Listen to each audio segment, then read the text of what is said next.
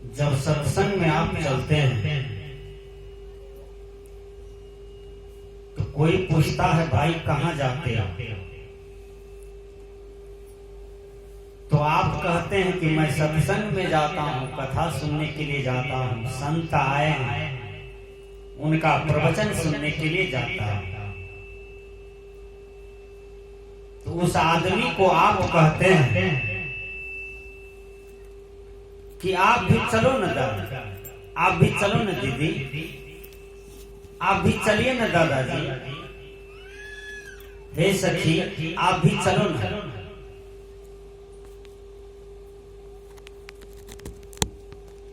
तो वो क्या कहते हैं, हमको काम से फुर्सत नहीं है। फिर थोड़ा सा आप आगे बढ़ते हैं,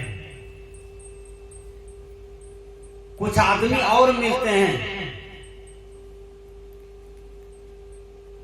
तो वो आपको पूछते हैं भाई कहाँ जा रहे हो, इतनी तेजी से जा रहे हो, कहाँ जा रहे हो?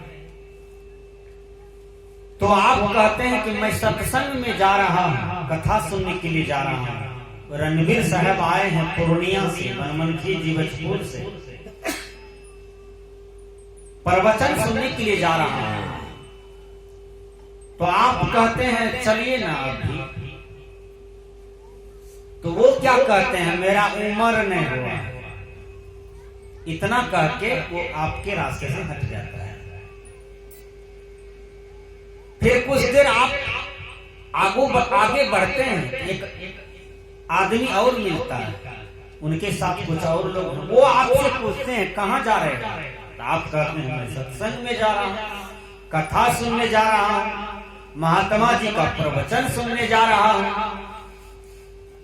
तो आप कहते हैं कि चलिए ना भाई साहब, आप भी चलिए ना, हे सेठ जी आप भी चलिए ना, अरे मेरे भैया आप भी चलो ना, हे सखी, हे दीदी आप भी चलो ना। तो वो क्या कहते हैं, अभी ऊपर वाला का कृपा नहीं हुआ। सत्संग के नाम पर अज्ञानी लोग, मूर्ख लोग तीन बातें करते हैं। वो क्या है, हमको काम से फुर्सत नहीं है, प्रथम बात। दूसरी बात, हमारा उम्र नहीं हुआ है। तीसरी बात, अभी हम पर ऊपर वाला का कृपा नहीं हुआ। ये तीन बात कह करके वो आगे से चल जाते हैं और सत्संग में नहीं आते हैं। वो आदमी सत्संग में नहीं आया, आप उनका टेंशन नहीं लीजिए, वह कथा सुनने नहीं आया, आप तो आए। पुण्य किसको होता है, विद्यार्थी को ट्यूशन पढ़ने के लिए भेजा जाए और वह बच्चा धान खेत में बैठ जाए, 2 घंटा चले आवे, घर कहे हम पढ़ के आए हैं, मैट्रिक फर्स्ट डिवीजन होगा, इंटर उसका फर्स्ट डिवीजन होगा, नहीं होगा। 2 घंटा समय दिया तो कहाँ दिया, धान खेत में दिया, मास्टर साहब के पास नहीं दिया, शिक्षक के पास समय नहीं दिया, इसलिए रिजल्ट गड़बड़ाएगा। तो रिजल्ट मानव जीवन का कब गड़बड़ाता है, 100 बरस की जिंदगी जिए हैं लेकिन धन के साथ जिए, कर कुटुंब के साथ जिए हैं, पैसा कमाना धमाना जीना जाने, लेकिन कभी भगवान का नाम नहीं लिए, परमात्मा का नाम नहीं लिए, गुरु का नाम नहीं लिए, कभी पूजा पाठ नहीं किए, कभी माता पिता का सेवा नहीं किए, कभी दादा दादी को पैर छू करके प्रणाम नहीं किए। विचार कीजिए, आपका जीवन अभागा रह गया, आपका जीवन सौभाग्यशाली नहीं हो पाया। इसलिए सत्संग में जाना चाहिए और सत्संग में बैठना चाहिए, मन लगा करके प्रवचन को, कथा को, ज्ञानियों की बात को सुनना चाहिए। तब आपको फायदा होगा, तब आपको कुछ मिलेगा। बहुत आदमी कहते हैं कि बाबा सत्संग में तो नहीं जा पाए, घरे से सुनते थे। बोलिए, अपना घर में बैठे रहिए, यहीं से देखिए हमको 10 बीघा जमीन है, यहीं से ट्रैक्टर चला दीजिए, मने मन खेत रोपा कर लीजिए, अब मने मन धान कटा लीजिए यहीं से बैठे बैठे। कहिए चावल 10 कुंटल 20 कुंटल घर में आ जाएगा, मने मन खाली। इसलिए सत्संग पंडाल में आना चाहिए, बैठना चाहिए, तब पुण्य होगा, तब लाभ होगा। वह विद्यार्थी परीक्षा में सफल होता है, वह विद्यार्थी पढ़ लेता है जो मास्टर के सामने बैठ करके पढ़ता है। उसी प्रकार सत्संगालय है, जो पंडाल में आते हैं वो ध्यान से सुनते हैं, और जो घर से सुनते हैं तो कहीं पोता रो दिया, पोती रो दिया, बेटा को झड़े लग गया, कोई टोकिए दिया, कोई करे कुटुंब आ गया, तो आपकी चेतना बट जाएगी ना, आप सुन पाएंगे ज्ञानियों की बात। अब पंडाल में बैठिएगा समय निकाल करके, तो आप सारी बात सुनिएगा और आपको समझ में आएगा। विचार कीजिए, सुनना चाहिए लेकिन ध्यान से सुनना चाहिए। नीतिकार ने कहा श्राव्यम सदा किम गुरुवेद वाक्यम, अर्थात सदा ध्यान लगाकर सुनने योग्य क्या चीज है, वो है वेद और गुरु का वचन। ध्यान दीजिए, ध्यान का महत्व है, गौर का महत्व है, एकाग्र का महत्व है, निरीक्षण का महत्व है। 2 घास काटने के लिए जाती है, एक घास कटनी घास भी काटती है और सत्संग की बात को भी सुन रही है। ये घास कटनी कहती है हमको आज घास काटने नहीं है, किसी से ऐसा पैसा लेकर के हम काम कर लेंगे, लेकिन बैठ करके सत्संग सुनेंगे। यदि सत्संग पंडाल में जाएंगे तो झगड़ा हो जाएगा, पति सास से कहेगा काम नहीं करने गई है, सत्संग सुनने गई है, सत्संग से उसका पेट भरेगा। समाज में कुछ कुछ आदमी का भाषा देखिए कितना खराब होता है। वो क्या कहेगा, बाबा जिया तबजिया, आए बाबा जिया भी कहेगा, तबजिया भी कहेगा। तबजिया किसको कहते हैं वो भैया? समाज में कुछ अकड़चाल आदमी का अकर्मण्य भाषा देखिए, गलत भाषा देखिए, क्या बोलते हैं। सत्संगी भी बोलेगा और फतसंगी भी बोलेगा। किसको फतसंगी कहता है भैया, मुझे भी समझाओ। सत्संगी तो बोलते हो, बाबाजी तो बोलते हो, ये दोनों शब्द बढ़िया है, लेकिन बाबाजी के साथ तबाजी बोलते हो और सत्संगी के साथ फतसंगी बोलते हो, ये भाषा गड़बड़ है। विचार कीजिए। तो वो घसकटनी कहती है आज हम ऐसा पैसा लेकर के मवेशी को खिला देंगे, लेकिन सत्संग सुनेंगे गुरुदेव का। वो बैठ जाती है खेत की मेड़ पर, खेत की मेड़ पर बैठ गई और सदा ध्यान लगा करके आंख बंद करके गुरुदेव के वचन पर ध्यान दे दिया। सारी सत्संग की बात सुन रही है। जो घसकटनी घास काट रही थी और सत्संग भी सुन रही थी। कबीर साहब ने बीजक में कहा है, कहीं कबीर कैसे बनी है, मोही तो ही वही। एक ही हाथ से चौको लगाइएगा, बर्तनों मांजिएगा, उसी से चाइयो बनाइएगा, तीनों काम एक बेर होगा।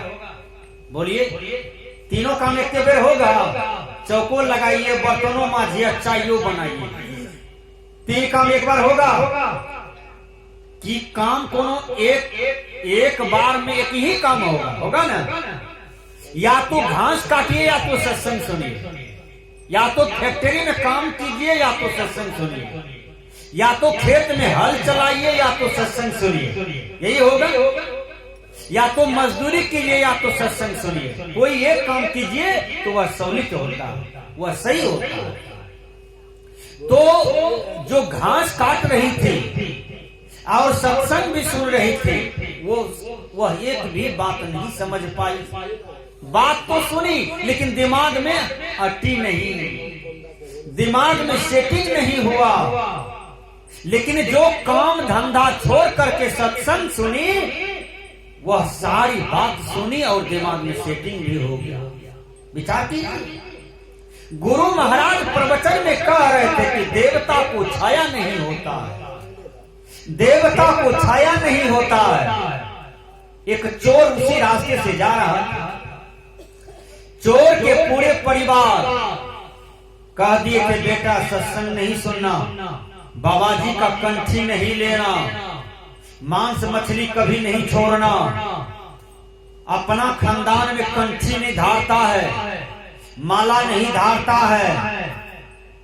चोरवा चोरी करने के लिए भी जा रहा था और जिस रास्ते से चोरी करने के लिए जा रहा था उसी रास्ते में सत्संग भी हो रहा था। धीरे धीरे सत्संग की आवाज आने लगा, समझ में नहीं आ रहा था। चोरवा कहा कि अरे बाबा, हमारे खानदान में तो 7 पीढ़ी से सत्संग कोई नहीं सुना है, हम भी नहीं सुने हैं। अब बोला भी गया है, कहा भी गया है कि सत्संग नहीं सुनना। देखिए वो चोरवा क्या करता है, कान में रुइया ठूस लिया, ढेर रुइया ठूस लिया, ताकि सत्संग का आवाज, महात्मा जी के प्रवचन का आवाज, कथा का आवाज हमारे कान में नहीं आए। देखिए जब वही रोड से जा रहा था तो संजोग से जब सत्संग पंडाल से 5 लग्घा आगे चला जाता है तो रोड पर बच्चे लोग कांटा से खेला था, कांटा से, बालू और कांटा के साथ बच्चा लोग खेल खेला।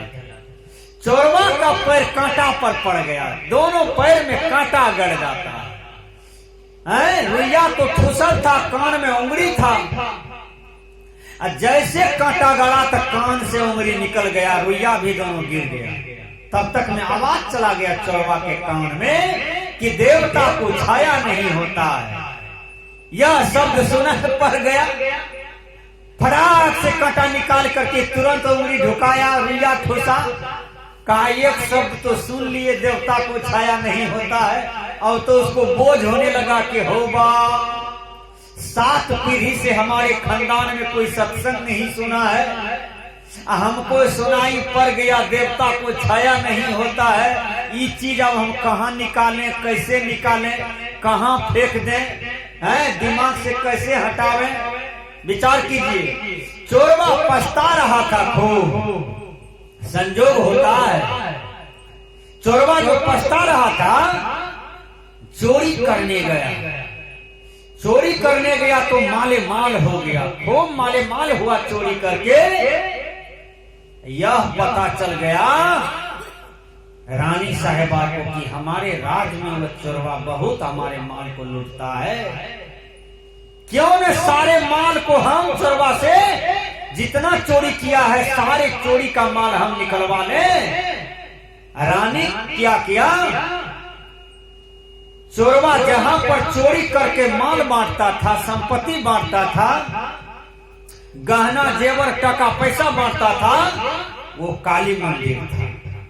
काली मंदिर में मूर्ति हटा दिया, रानी जो है वह स्वयं काली मां का रूप लेकर के हाथ में तलवार, एकदम मटुक पहनी हुई है, वो लंबी लंबी बाल है, एकदम काली मां बन करके मूर्ति की तरह वह खड़ी है। सब चोरवा चोरी करके आया, बस काली मां के प्रणाम करके मिठाई चढ़ा करके माल बांटने लगा। सब चोरवा को छोड़ दिया। ये चोरवा जो सत्संग सुना था इसके ऊपर में कनपट्टी पर सटा दिया तलवार काली मां करके, बोलो इतने दिन से जो चोरी किए हो बोलो, अब चोरी नहीं करना, पाप होगा। लोग दुखी होते हैं, लोग संपत्ति कमाते हैं अपने जीवन यापन के लिए, चोरी नहीं करना। यदि चोरी किए हो तो आज जितना भी तुम गहना जागर लाए हो तो सब काली मैया को दे दो। वो रानी कहती है, उसको दिमाग में आया कि साक्षात काली माँ जब सब चीज मांगी रही है तो दे देने में फायदा है। तब तक में दिमाग में आया कि कथा में सुने थे कि देवता को छाया नहीं होता है। आई देखते हैं इंजोरिया रात है, पूर्णिमा का रात है, आई देखते हैं काली मैया चलती है, इसको छाया देखते हैं, हाथ हिलाती है तो छाया है, देह से चलती है तो छाया है। लगता है कि डुप्लीकेट काली मैया है, नहीं संपत्ति नहीं देना है। चोरवा सब ठनिया गया वो काली मैया से, देख लीजिए। जब ठनिया गया तो काली मैया को जान बचाने पर आफत हो गया। भागते भागते राज दरबार में आई और अपना जान बचाई किसी तरह से। सब चोरवा कहा कि रे एक दिन सत्संग सुने कि देवता को छाया नहीं होता है, महात्मा जी की बात सुने तो कितना फायदा हुआ। बोलो, अभी डुप्लीकेट काली सब संपत्ति ले लेता नहीं अपने लोग का। एक काम करो, चोरियों करो और सत्संगो सुनो है। एक दिन सत्संग सुने, एक ठो बात माथा में रखे और उसको यूज किए भजाए तो फायदा हुआ है। चलो अब यही काम करें, चोरियों करना है और सत्संगो सुनना है, ये काम करना है। कहा ठीक बोलते हो भैया, ये काम करना है। उस दिन से सत्संग शुरू था, जहाँ तहाँ सत्संग भी सुना और चोरी भी करते रहा। सत्संग ज्यादा सुना, चोरी कम हो गया, होते होते चोरी छूट गया। बोले श्री सद्गुरु महाराज की जय। यही सत्संग का प्रभाव है कि जब आप सत्संग करेंगे तो सत्संग का प्रभाव आपके जीवन में पड़ जाता है। देखिए हमारे ज्ञानचंद बाबू हैं, इनके पूरे परिवार हैं, आज इतना खर्चा करके सत्संग कर रहे हैं।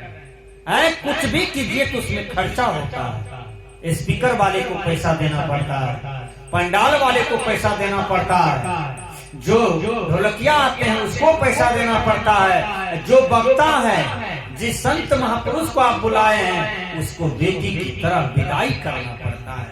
विचार कीजिए, तो खर्चा होता है ना, तब एक यज्ञ सफल होता है।